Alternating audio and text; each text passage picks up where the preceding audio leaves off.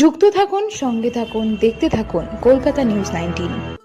নমস্কার, আপনাদের সাথে আমি দিশা। কলকাতা নিউজ 19-এ আপনাদেরকে স্বাগত।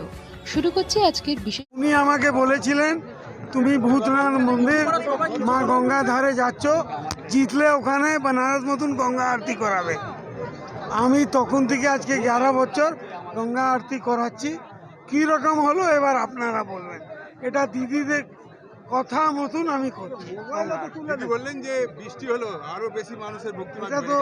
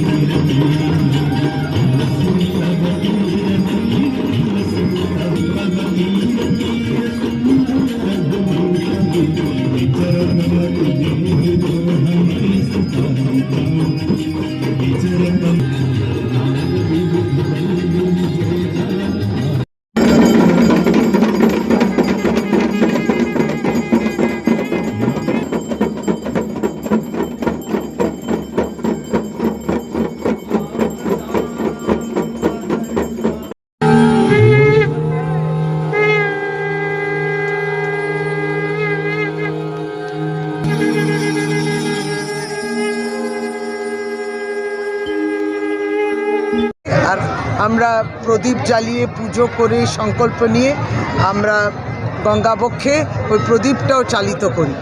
আর গঙ্গা আরতি একবারই যেমন কাশী বিশ্বনাথ ওইখানে ঘাটে হয়, ঠিক সেই আদলে এখানে গঙ্গা আরতি। সুতরাং বেনারস ঘাটে যেটা হয় সেটা এইখানে হয় আজ বেশ কয়েক বছর ধরে। আপনারা দেখছেন চারদিকে বিজয় উপাধ্যায়ও লিখেছেন যে মমতা বন্দ্যোপাধ্যায় তার আশীর্বাদ নিয়ে তিনি এই আরতিটা ব্যবস্থা করছেন। আমরা সকলে উপস্থিত থাকি, খুব ভালো অনুভূতি। এক টুকরো বেনারস কলকাতায় উঠে এসেছে। শুধু তাই নয়, একবারই গঙ্গা আমাদের কাছে, গঙ্গা আমাদের মা। এই যে মা যে কত সুখ শান্তি দেয়, মায়ের হাতে কিছু নিবেদন করলাম তার পরিবর্তে এত শক্তি। এই ভক্তি দেখুন, কেউ কাউকে হয়তো চেনে না, অত বেশি চেনে না, কিন্তু এই ভক্তিটা আমাদের কীরকম কাছে কাছে নিয়ে আসে। এই ভক্তির মধ্যেই শক্তি আছে এবং স্বস্তি আছে, শান্তি আছে। এটাই কিন্তু প্রকৃত পশ্চিমবাংলা, এটাই কিন্তু প্রকৃত কলকাতা। মায়ের কাছে কি চাওয়া হলো? সকলে সুখ শান্তিতে থাকুন, এটাই আজকে সকলেরই মঙ্গল কামনা। আজকে গঙ্গা নদীর মাধ্যমে এখানে সর্বধর্ম সম্মেলনের মতো একটা পরিস্থিতি সৃষ্টি হয়েছে যে সব ধর্মের মানুষ এখানে এসে মা গঙ্গাকে দশহরাতে জানাচ্ছেন এই গঙ্গা আরতির মাধ্যমে। কি বলে সবাই কিন্তু মায়ের সন্তান, সুতরাং কেউ কাউকে কোনো পরিচয় জিজ্ঞেস করে না। সবাই জানে আমার পরিচয়, আমি মা গঙ্গার সন্তান। বাস নির্ভেজাল একদম সুন্দরভাবে চলে আসা মায়ের কাছে সারেন্ডার করে দিন, সমর্পণ করে দিন, তিনি ঠিক নিয়ে চলে যাবেন। সামান্য বৃষ্টি, কিন্তু তাতেও ভক্তিমার্গ কিন্তু কোনো রকমের বিঘ্নিত হয় না। একবারই ভিড় যেন আরও বেড়ে গেল।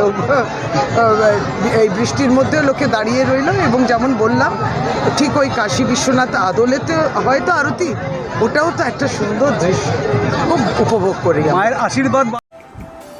আমাদের চ্যানেলটিকে সাবস্ক্রাইব করুন ও প্রচুর পরিমাণে লাইক ও শেয়ার করুন।